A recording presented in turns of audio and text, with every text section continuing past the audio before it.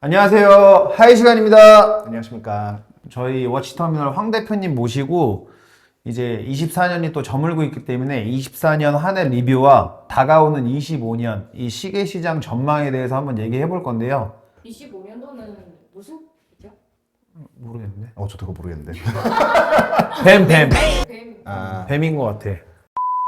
일단은 제가 이제 하이 시간에서 근무하면서 느낀 분위기는 24년도 상반기는 상당히 좋았어요. 근데 하반기도 10월까지는 괜찮았는데 뭐 수능 한파 영향 때문인지 11월부터 좀 많이 꺾이는 추세가 있긴 하거든요. 근데 뭐 제가 백화점 부틱에서 근무할 때도 확실히 겨울은 비수기 시즌이라 거의 매출 압박이 엄청나요. 뭐 10억 하던 매출이 뭐 2, 3억대로 떨어지고 그런 시즌이라서 지금 하반기는 상당히 안 좋은 쪽으로 흘러가는 것 같아요, 요즘은. 예. 워치터미널에서도 상반기 때 행사 같은 거 하면 좀 트랙션이 괜찮았던 것 같아요. 그러니까 방문자도 행사 같은 거 많이 오시고. 근데 하반기는 조금 슬로우했던 것 같기는 합니다. 네. 뭐 롤렉스 같은 경우에 브루스 웨인 주빌리나 뭐 데이터나 신형들 나오면서 상당히 반응이 괜찮았고요. 그 다음에 이제 세라토나가 신형이 나오면서 하이 시간에서도 상당히 높은 가격에 거래가 됐었고, 브루스 웨인도 초반에는 엄청난 관심도가 많았고, 매장에도 특히 브루스 웨인 주빌리나 오이스터 같은 거 구매하고 싶다는 문의가 많았어요. 근데 이게 딱 반짝, 예, 딱 하반기 되면서부터 뭐 거의 문의가 많이 끊겼고, 그리고 지금 금통 이제 골드 모델들이 엄청나게 빠졌어요. 제 생각으로는 20, 30% 네, 정도 빠졌고, 오히려 또 뭐 데이저스트나 이런 것들은 소폭 반등을 많이 예, 했거든요. 맞아요. 예, 한국 시장에서 특히나 데이저스트가 인기가 많아서 뭐 이제 10포인트류나 콤비류는 지금 가격이 계속 오르는 추세예요. 근데 이제 또 반대로 이제 GMT 마스터나 세라토나 같이 기존에 프리미엄이 많이 붙었던 시계들은 뭐 최소 10% 이상 빠지지 않았나. 백화점가 대비 프리미엄이 많이 붙는 제품들이 상당히 거래량이 줄었어요. 네. 그리고 상대적으로 이제 피가 덜 붙는 제품들은 또 활발하게 움직이고. 네. 네. 근데 제가 여태까지 근무하면서 3, 4분기 역대급으로 여자 고객님들이 많았고 문의도 많았고 여자 시계가 동인할 정도로 판매량도 엄청났고 하이 시간에서 거래된 시계 보면은 28mm가 엄청나게 나갔잖아요. 예. 올해는 여자 고객분들이 엄청 늘었어요. 예전에는 남자 여자 커플 뭐 부부 이런 손님이 많았거든요. 근데 여자 시계 사러 오시는 분들이 여자 혼자 아니면 여자 뭐 친구들끼리 그렇게 많이 오세요. 말씀하시기 되게 재밌는 게 이게 솔직히 그냥 글로벌 숫자랑도 일치하는 것 같아요. 왜냐면 크로노24에서 올해 초인가? 올해 상반기에 재밌는 기사를 냈는데 물론 이제 작년 데이터 기준으로 한 것 같습니다만은 여성분들이 온라인에서 구매하는 비중이 이제 전체 시장에서 50%가 넘어갔다는 얘기를 하더라고요. 그러니까 저희가 보통 시계 하면 약간 남자의 그쵸. 상품, 네. 남자들만 가질 수 있는 마지막 액세서리 이런 느낌으로 얘기를 하는데 여성분들도 이제 시계를 적극적으로 구매를 하신다라는 얘기가 많고 여기에 조금 다른 또 재밌는 데이터가 아까 말씀드렸던 그 경매인데요. 제가 좀 집계를 했던 것 중에서 이런 숫자가 있었어요. 뭐냐면 이제 흔히 경매사들이 요 시계는 얼마에 거래가 되겠다라고 이제 그 예상가를 이제 제안을 하잖아요. 경매 시작하기 전에. 근데 실제로 낙찰되는 금액이 그거를 얼마큼 초과하는지가 숫자가 있어요. 제가 그거를 이제 다 정리를 했거든요. 근데 재밌는 게 그거를 또 60개를 쭉 순위를 매겼더니 더 많이 초과한 순위로 1, 2, 3순위가 까르띠에 베누아, 까르띠에 탱크, 까르띠에 펜더입니다. 다 여자 거. 예, 전부 여자 거죠. 물론 이제 예상치라는 게 조금 보수적으로 잡힐 수는 있어서 제가 정확히는 모르겠지만 이 탱크, 베누아, 펜더 같은 경우 다 예상치를 초과한 그 낙찰 거래건들이 80% 넘어가요. 그러니까 대부분 시장이 예상한 것보다도 더 흔히 말하는 전문가들이 예상한 것보다도 많이 이제 높았다라는 거고 흔히 말하는 이제 시계 전문가들이라 하신 분들도 여성분들이 시계를 사는 데서 얼마나 적극적인지를 약간 좀 간과한 건 아닌가라는 그런 재밌는 숫자도 보였습니다. 네. 근데 분명히 이거는 시장에서 아마 놓치는 부분이 많을 거예요. 왜냐면 아직도 이 시계는 보수적이고 남성의 그쵸. 전유물처럼 되기 때문에 그쵸. 좀 여성들한테 뭔가 메리트 있는 시장이 되게끔 뭐 저희 하이 시간도 그렇고 뭐 브랜드에서도 그렇고 좀 노력을 해야 되는데 아직도 백화점이나 이런 데 가보면 90%뭐 80%가 남자 시계잖아요. 그쵸. 네. 예. 올해 시세를 좀 전반적으로 말씀을 드리면 연중 5% 하락을 했어요. 근데 그게 뭐 그게 가파르게 느껴지지는 않을 수는 있고 이게 실제로 이제 과거에 비해서 과거라고 하면 재작년이나 뭐 2022년 이럴 때에 비해서 확실히 이 그 감소하는 속도는 그러니까 하락하는 속도는 많이 줄어들었던 것 같아요. 그러니까 뭐 좀 예시로 2022년 4월부터 이제 중고 시세, 글로벌 중고 시세가 이제 하락 전환을 했는데 이 당시 월 평균 하락률이, 그러니까 전월 대비 하락률이 거의 3%대였거든요. 그게 무서운 속도죠, 솔직히. 매월 3%씩 빠진다는 네, 거는. 그랬던 속도가 2023년 들어서는 월 1%대로 이제 줄어들었고, 올해는 말씀하셨던 것처럼 그 상반기와 하반기에 조금 차이는 있기는 하지만 올해 11월까지 누적으로 보면 얼추 0.4%대로, 그러니까 1% 미만으로 줄어드니까 0%대로 내려왔다라는 거는 이제 어쩌면 좀 고무적인 거가 아닌가. 그렇죠. 바닥 이제 바닥론이 좀 언급될 수 있는 느낌이고, 그 같은 이 추세가 솔직히 이제 브랜드로 내려가서 특히 이제 이런 종합적인 시세를 움직이는 롤렉스나 파텍 필립 같은 브랜드들의 지수도 비슷한 그림을 그렸던 것 같아요. 그래서 재밌는 게 그 시세가 하락하는 그 그림을 보면 이상하게 올해는 중간중간에 이렇게 상승 전환을 시도하는 구간들이 한 두세 번 있더라고요. 근데 과거에는, 그러니까 지난 한 2년 동안에는 그런 거 없이 거의 그냥 미끄럼틀 내려오지 쭉 미끄러웠었기 때문에 왠지 이게 내년에 대해서 괜히 좀 희망을 갖게 하는 좀 그런 분위기는 아닌가라는 생각도 해봤습니다. 네. 제가 체감하기로는 글로벌 시세가 더 많이 빠지는 것 같아요. 왜냐면은 지금 해외에 있는 고객들이 해외에서 이제 시계가 소진이 안 돼서 그걸 들고 이제 한국으로 오시는 이제 경향이 많아졌고요. 그 다음에 저희가 이제 해외 쪽 채널하고 시세 뭐 이런 거를 문의를 했을 때 가격 갭 차이가 상당히 커요. 뭐 크게 나는 거는 10% 이상 나기도 하고.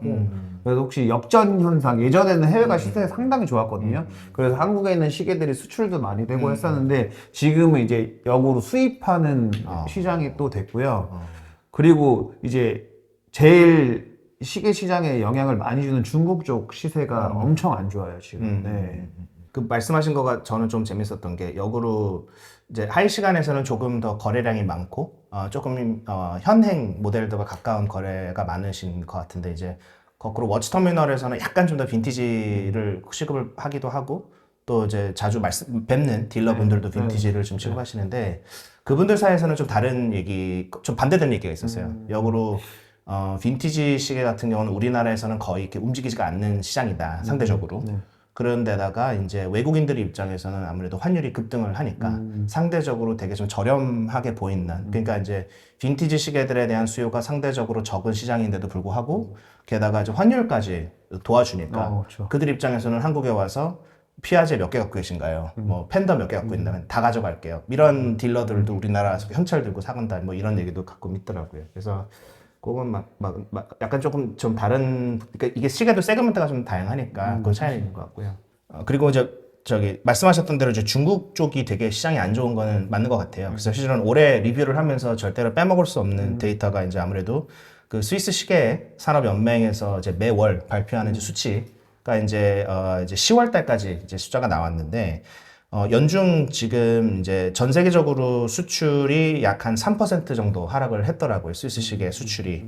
그래서 이제 215억 프랑 정도가 이제 집계가 됐는데 이제 여기서 무서운 거는 이제 중국과 홍콩, 그러니까 거의 요새는 한 시장으로 봐야 될 것 같은데요. 이제 여기가 이제 합산 점유율이 한 15에서 20% 이제 사이로 왔다 갔다 하는데 문제는 이 시장에서 전년 대비 올해 20% 하락을 하고 있더라고요. 이게 이제 제일 큰 좀 타격을 줬던 것 같고. 반대적으로 이제 상반되는 게 이제 미국하고 일본은 조금 괜찮아요. 오히려 미국은 올해 누적으로 6% 상승을 했고 일본도 11%나 이제 늘어났더라고요. 근데 이제 여기서 여쭤보고 싶은 거는 한국도 약간 반등을 했어요, 작년 대비는. 그러니까 이제 실은 2022년도에 6억 4천만 프랑을 하고 작년에 8%인가 빠졌거든요.